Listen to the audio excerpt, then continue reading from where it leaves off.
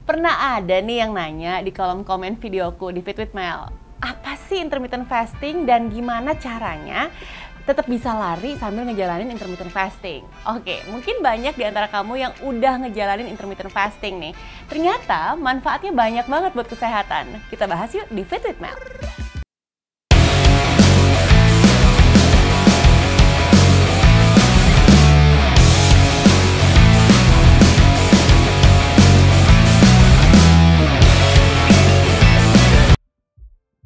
Selamat datang di Fit with Mel sama aku Melanie Putria. Sebelum kita mulai, aku minta tolong dulu kalau misalnya kamu suka sama videoku ini, ngerasain manfaatnya, boleh tolong di like, terus di share ke teman-teman yang butuh informasinya, dan jangan lupa di subscribe YouTube channelnya aku biar aku makin semangat bikin video buat kamu ya.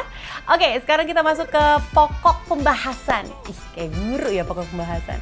Kita ngomongin soal intermittent fasting. Ada yang udah pernah ngejalanin? Mungkin ada, tapi ada juga yang belum tahu apa itu intermittent fasting. Oke, IF, lebih gampangnya gitu ya.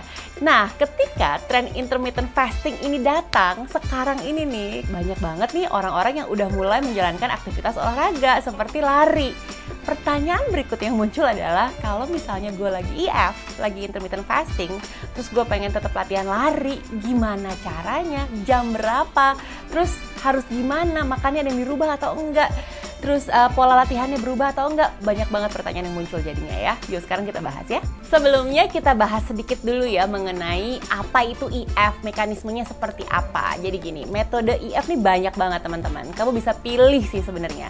Karena ada juga yang bisa 24 jam puasa, nahan lapar, keren banget ya dalam sehari.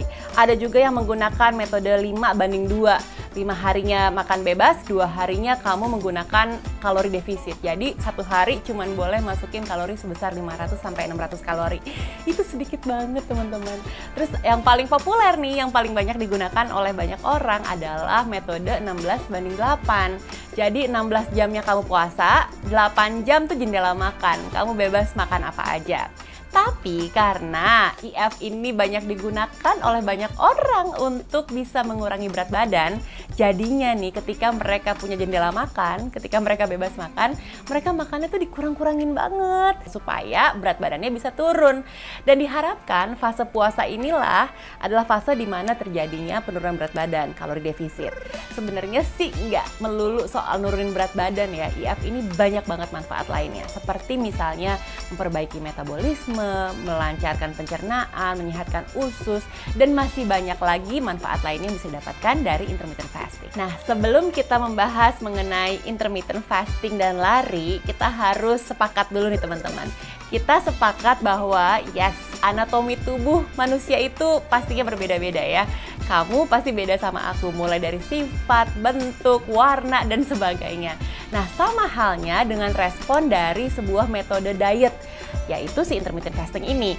Kalau misalnya intermittent fasting bermanfaat nih buat si Melanie, belum tentu bisa bermanfaat juga buat kamu. Semuanya tergantung pada prosesnya, pada saat kamu menjalankan intermittent fasting tersebut. Nah, ketika kamu memadukan intermittent fasting dan lari, kamu harus lihat dulu nih sebelumnya, seperti apakah jadwal larinya kamu, menu latihannya kayak gimana, target yang ingin dicapai ada atau enggak. Karena kamu kalau misalnya nggak mengenal dulu nih semua hal yang udah aku sebutin tadi, nantinya takutnya intermittent fastingnya justru akan membahayakan kesehatan. Karena ketika kita sedang tidak melakukan lari aja, intermittent fasting pastinya lumayan challenging ya teman-teman. Apalagi ditambah dengan melakukan aktivitas fisik kayak lari. Pasti akan ada banyak hal yang berubah. Nah, ini yang harus kita waspadai dulu. Oke, sekarang baru kita bahas intermittent fasting sambil berlari. Yang harus kamu ingat, yang pertama adalah ketika kamu sedang melakukan IF dan latihan lari, yang harus dilakukan adalah berlari dengan intensitas rendah, alias easy pace saja teman-teman. Karena ketika kamu sedang dalam keadaan fasting, di saat itu pula kamu sedang tidak memiliki cadangan glukosa. Jadi yang digunakan oleh tubuh kita menjadi energi adalah lemak. Jadi benar-benar efektif sekali kalau misalnya kamu melakukan aktivitas lari dengan intensitas yang rendah sampai sedang aja.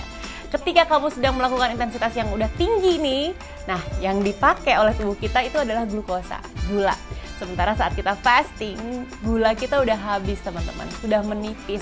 yang ada kamu akan menjadi lebih lemas. Dan kondisi ini bisa mengarah kepada kondisi hit the wall, teman-teman. Kita nggak kepengen hit the wall ya.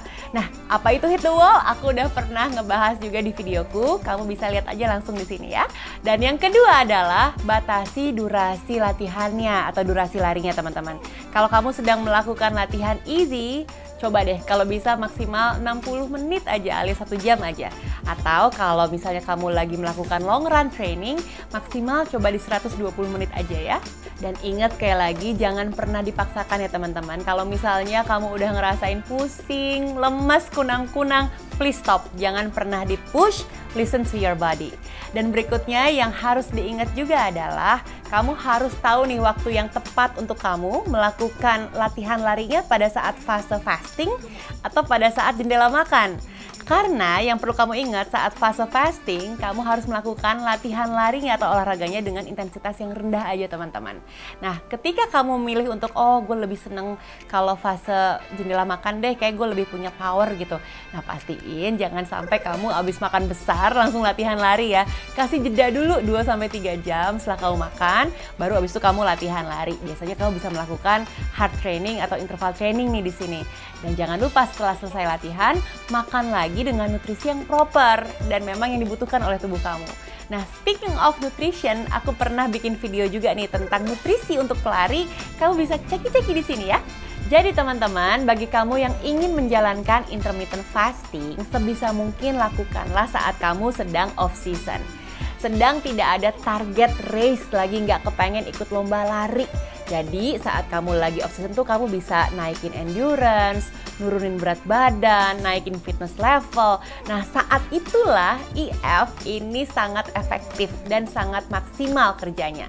Tapi ketika kamu sedang menjalankan sebuah program latihan yang berat, lagi ada target nih, ada race yang pengen dijalanin, kamu jalanin intermittent fasting yang ada nanti latihannya jadi nggak maksimal. Karena ketika kita latihan berat, kita butuh banget tuh nutrisi yang proper, yang cukup. Waktu makannya juga harus tepat. Karena kita butuh buat recovery, buat refueling, buat bisa optimal performance-nya. Jadi pilihannya sekarang ada di kamu ya. Sekali lagi, banyak ahli yang menyarankan supaya nggak menjalankan IF ketika kamu sedang ingin mencapai sebuah target race. Mudah-mudahan video ini bermanfaat buat kamu ya. Dan yang sedang menjalankan IF, yes, semangat demi kesehatan pastinya. Jangan lupa tetap jalanin olahraganya seperti yang udah aku sampaikan tadi ya, tips-tipsnya. Dan kalau kamu suka sama videoku ini, tolong di like, di share ke teman-teman yang butuh infonya, di subscribe YouTube channelnya aku ya, biar aku semangat bikin video buat kamu. And meanwhile, stay fit, stay healthy, and stay in love with Mel. Bye-bye! Sekarang kita bahas dulu mengenai mekanisme ulang lagi ya. Kalau puasa agak ribet ya lidah gue.